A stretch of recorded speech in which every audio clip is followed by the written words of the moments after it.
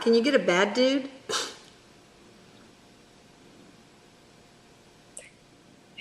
He goes, really, Mom? It's the holidays. Okay.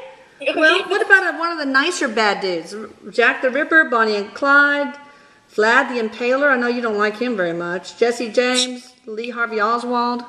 Jack the Ripper. Okay, Jack the Ripper. Let's go. Scary. He goes, is that the dropout? Wait, is that safe for you? Is that okay? Tell him to get somebody that we won't ever do anything that's an evil entity that's not safe for you to bring in. Oh, I don't know. He's not here right now. Oh. Well, we'll see. You can shoo him away if it's... Dude, Eric's really smart. I don't think he would ever bring someone into the space. Okay. Okay, good. Better not. I like your hair. It looks good. Like it short? Yeah, it looks good. Very Thank good. you. He's here, and is that...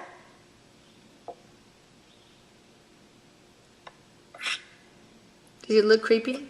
It's, the way that I see it, I'm assuming it's a man, because I can't really see details, but it looks like, a bat, how a bat kind of wraps its wings around, like a cape.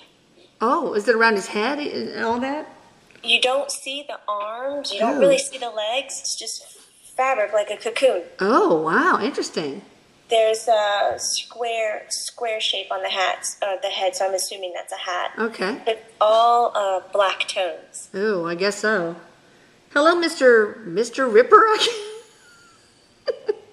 Do I call you Mr. Ripper, Jack, or? He said, John, please. John? Tone. His name is John? Tone is weird. What's your last name? Or do you even remember?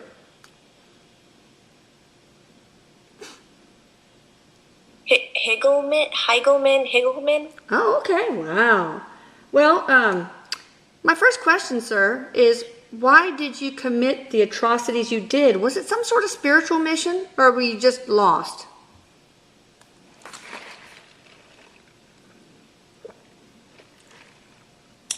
Now we're standing right up next to my table. He's got his fingertips dug onto the tabletops, you know, how you rest your fingers? Mm-hmm. Like you would play piano.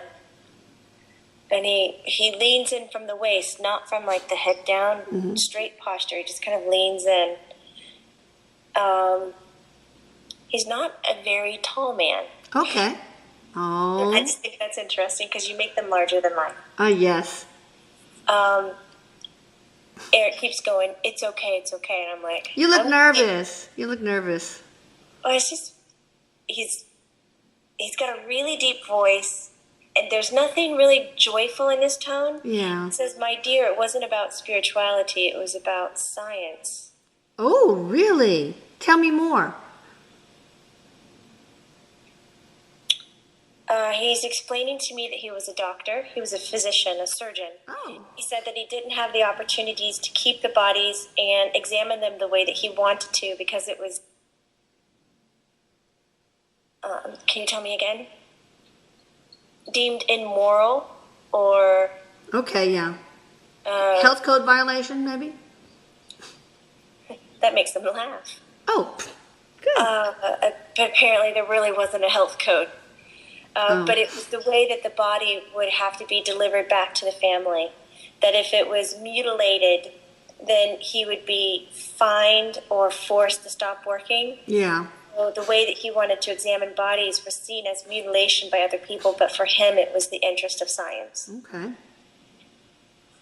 Erik says, what were you searching for? That's good. Good one, Erik.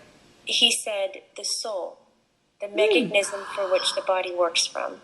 Ooh. It was unknown. Can you say that in smaller terms instead of scientific terms? Still, his fingers are rested on the table. Okay. It is unknown from whence the electrical signals in the body were triggered and where they came from so the body could sustain life. So he was trying to find the source of what told the body to create an electrical signal and send it. Erik says, did you find what you were looking for? He said, no, I did not. Okay. When you crossed over, what was your life review like, and what epiphanies did you have?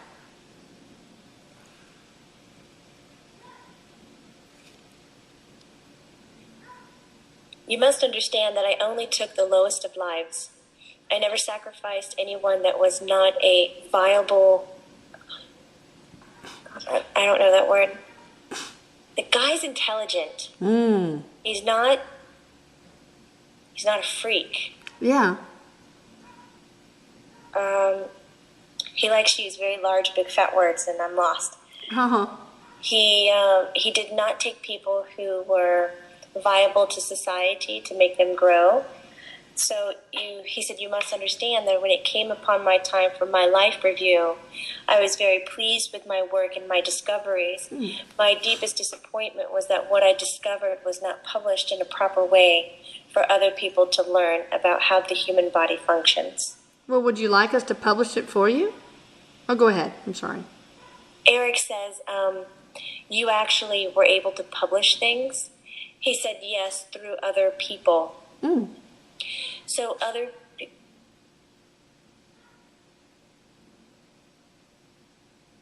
Erik said, so other people knew that you were doing what you were doing. He turns to Erik and he says, no, he was able to disguise it underneath his medical profession, that he stumbled across these discoveries, when really it was his nighttime career. Oh. Moonlighting. Nobody ever knew.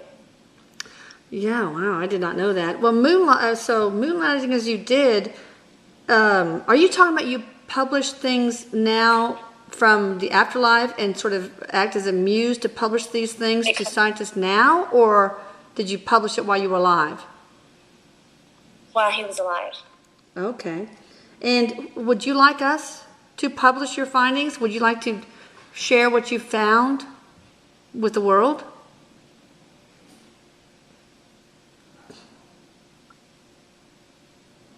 He said that science has already preceded his knowledge of when he was on Earth, what he discovered about the human body. Okay. He's the work he does now.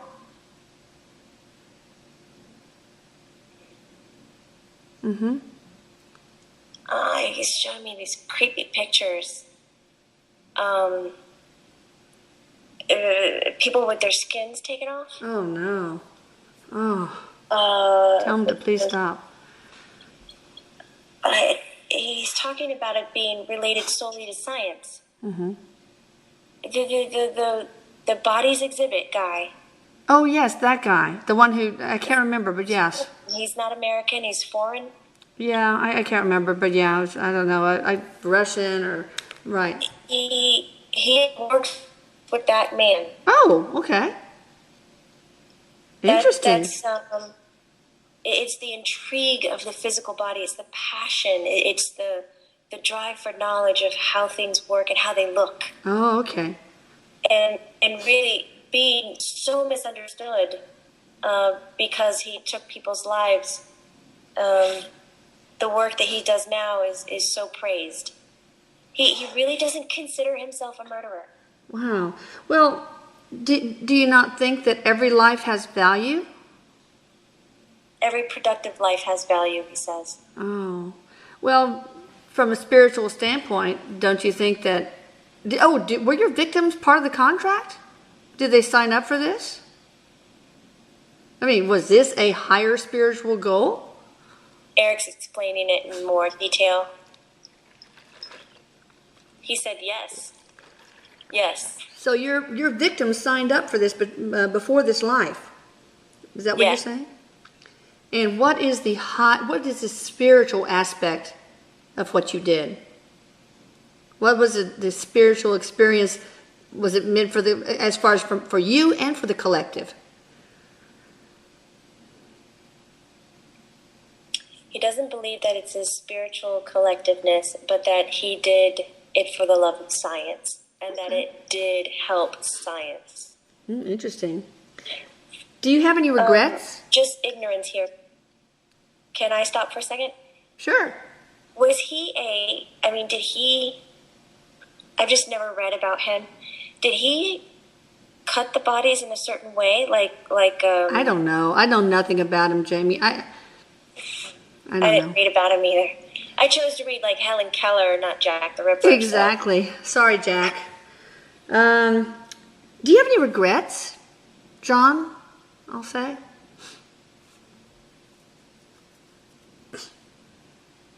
He regrets that he was so misunderstood. He regrets that he came into a time where it was not seen fit to work upon the human body for discovery reasons. Okay. If he were to come to life now, the work that he would have done would have seemed very brilliant and very intelligent. He wishes his legacy was not based on murder, but that it was based on knowledge, scientific exploration. He said, I did not have the craving for death itself, but I had the craving of understanding what life was.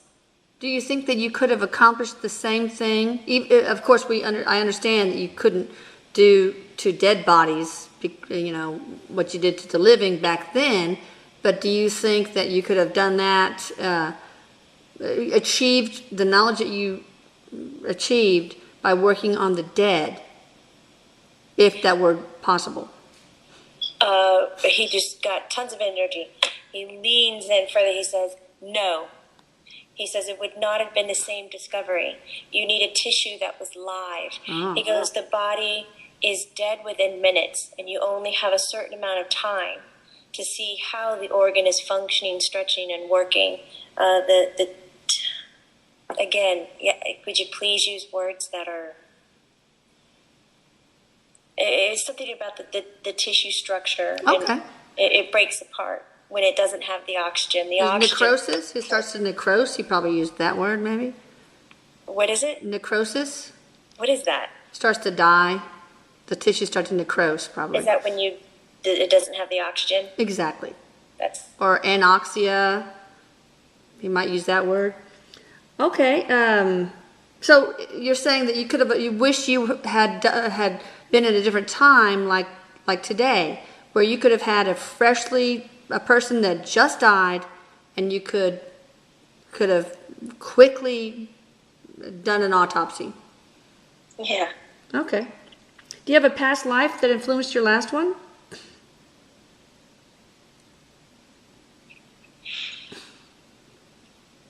He's talking about being an African American in the heart of Africa itself. The landscape is really interesting. He shows me that it's jungle that turns to desert. It's almost like a fine line. Jungle, desert. Okay. And his tribe lived on either side for many reasons. For sustainability.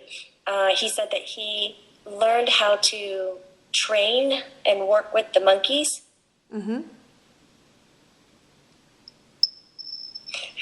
In my head, I asked, are there monkeys in Africa? And Erik just started laughing. Oh, no, Erik, be nice.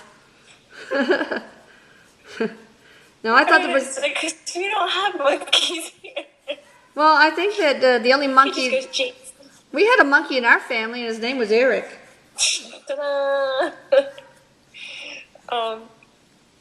And after the monkeys would die of natural death, that he would, out of curiosity, he would ask the gods permission and ask the tribe's permission to remove the skin and use the skin and use the muscle and use the bone for tools. And so it was that discovery of how the animal was actually working that it encouraged him to want to learn how to do that with a human, but it was never offered to him. Oh, yeah. Ever. Well, I guess not. He could have been a cannibal. That would have been a better choice. He's never. Now, do you have any messages, final messages for humanity or for anybody out there? Maybe the victims' families or anything.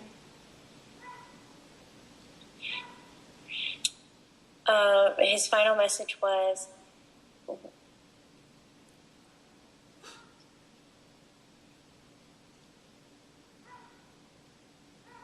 the power that you put behind your own judgment may be falsely placed.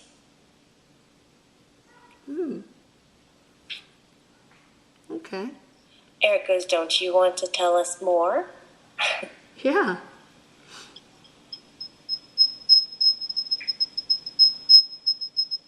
Listen, you don't have to be mysterious, John. Just talk. Yeah, time is a-wasting, John. Come on. He says he's disappointed how one respectable person judges another for something that might have not been done wrongly. Then the masses agree with the one judgment, and power builds behind it. Ah, I see. You're talking about yourself, aren't you? Durr. He feels a lot of what he did was for the right cause. Yeah. Now, how do you, one more question. How would you envision the perfect world to be, John? Open. Open communication, open honesty. Yeah. Open knowledge, where everybody's able to learn whatever they want. Yeah, interesting. That makes sense.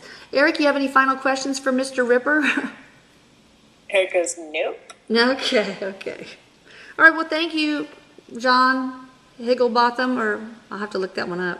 He says, thank you for having me, and he does this kind of... okay. It's like, whoa. Puts, I don't even know what you call it, a cape, a loose jacket. Wow, interesting.